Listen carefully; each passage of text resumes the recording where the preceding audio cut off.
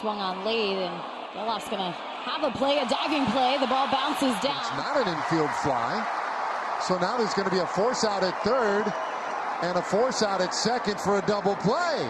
Well, if you're just joining us, you got here just in the nick of time, right? Rangers have first and second with one out. Notice the plate umpire's mechanics. First and second, one out here, and Ezekiel. David Arrieta, the plate umpire, signaling well first, reset the pitch clock, but then this, which is an intercurve signal to communicate, hey, we have an infield fly situation. Runners on first and second with one out. Remember the criteria?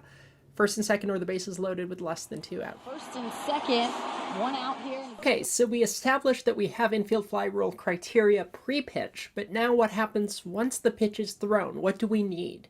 An infield fly is a fly ball that is not a line drive nor a bunt. It's a live ball, but the batter is declared out for the infield fly. Runners may advance on their own.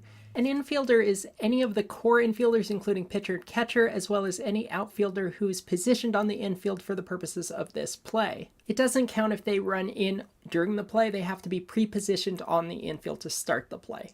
The part of the rule some people might get tripped up on is ordinary effort. Fortunately, it's defined later in the book as the effort that a fielder of average skill at a position should exhibit on a play. Think about it this way. Rule 9, the official score. How do you decide if something is a hit or an error? And down for a hit. The answer is ordinary effort. And what that means is, like, if an outfielder dives for a ball and can't catch it, we wouldn't give him an error for it. We would probably give that a base hit because ordinary effort was employed and it still was not good enough to come up with the catch. That would have required extraordinary effort. So let's turn it back to this play. We have the pitcher, and the pitcher is an eligible infielder.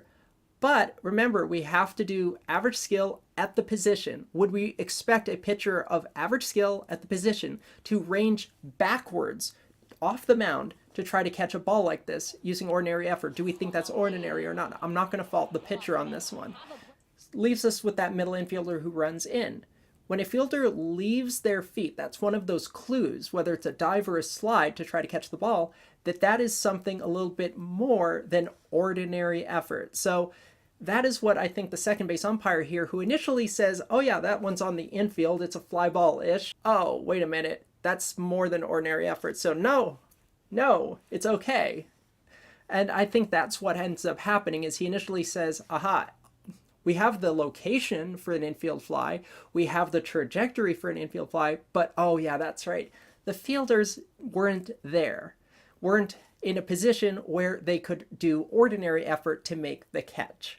And just to really nail the point home, let's go back to the Atlanta wildcard game. Sam Holber called infield fly, even though it's in the outfield. Remember, infield fly can be called anywhere on the field as long as an infielder can make that catch with ordinary effort. He called it because that shortstop was camped under the ball, indicating to him that under ordinary effort, that ball could have been caught. Let's just talk about the infield fly rule. What's your feeling on that play? So what do you think? Could this have been caught with ordinary effort? Should this have been an infield fly? Let us know.